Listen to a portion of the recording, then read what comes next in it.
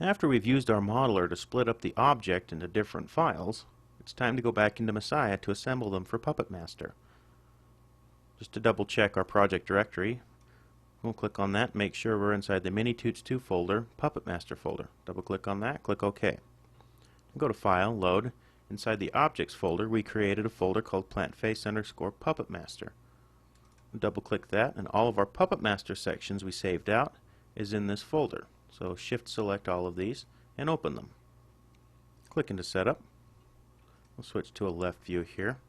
You'll notice that as we click on and select everything in this list, all of the rotation points and translation points start at the center of the world for every object.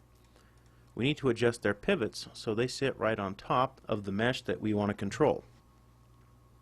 Let's close down the new item block and shift select all of our objects we just imported. We'll change that to edges so we can see through our model. Let's right click anywhere in the list to deselect and select everything except PM_head in the camera and parent that to the head. This is an important shortcut for later on. So the thing we need to do is take all of our objects and change their pivot points so they lie right where we want them to be when we start to animate. Start with the tongue. We'll just move the bar out here and you can see a button called Pivot right next to Scale, Move, and Rotate. If you click on Pivot, it moves you into the Pivot Edit mode on the Edit sphere. So just grab the pivot and position it right where the tongue is. Do the same thing for all of the other items underneath the head.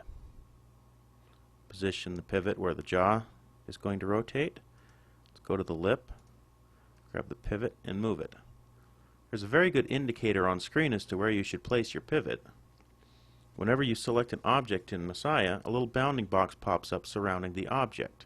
That's the little dotted rectangle you see in the screen. So just center it inside that rectangle. Corner left, click on the pivot button, center that on the bounding box. Corner right, and just work your way down the list, centering in the bounding box you see.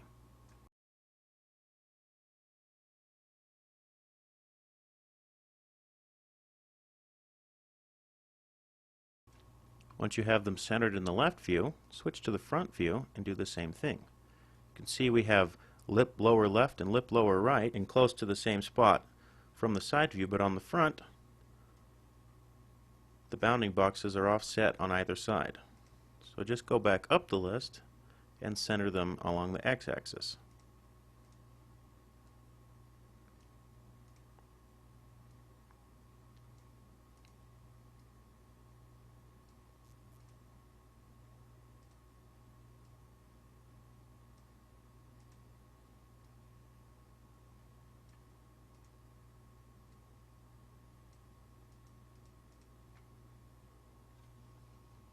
I think we've moved all of our pivot points correctly.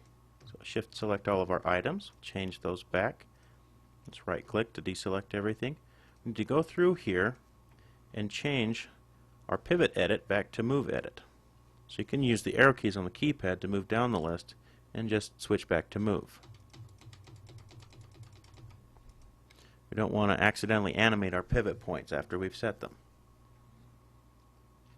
Click on front to move to the back view. You can see when you middle mouse click, all of your items will show up where the pivot point is supposed to be. That way you can just click on the lip and move that lip section. The next thing we need to do is check this against our PuppetMaster effect. To do that, we need the original mesh that we broke this out of. So we'll open up Wings again and save out our mesh. Let's go to File, Open. And we're inside the same objects folder in PuppetMaster. Open up PlantMonster2.wings and switch to object mode here.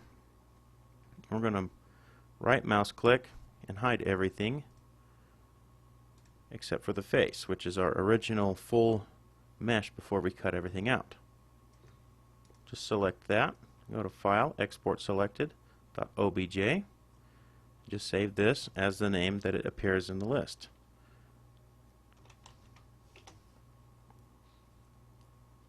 Switch back to Messiah Studio. Go to File and Load. In the Objects folder, our face.obj, which shows up a little different, don't you think? We can tab it in and out of meta-NURBS, etc. And while face is selected, click into Setup, go to the Effects tab and select PuppetMaster from the pull-down menu. The face is highlighted, add that effect, and there's another tab down here called Cluster Create. Click into there, and there's a pull-down list here that tells you all of the objects that are inside the Messiah scene. Everything that says PM underscore is our PuppetMaster object. Let's pick the head, double click on that, and click Convert Object to Cluster. A little warning box will pop up saying, do you want to convert all descendant objects as well? That's why we parented all the other objects underneath the head. Click Yes. You can see they all changed to wireframe to let us know that they've been turned into clusters.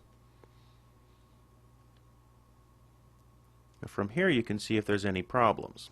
Usually if there are, there'll be little spikes moving down to the center of the world. It tells you that you didn't separate your object correctly in the modeler. So far so good. Let's switch to perspective mode. We can middle mouse click and you see where our pivot point jumps to on the lip. Tap the A key to center our selection and we can zip around here. Now we can move this part up and down and around, etc. And click into animate mode and see what we see. As we move things up and down, you can see PuppetMaster is controlling our mesh quite nicely.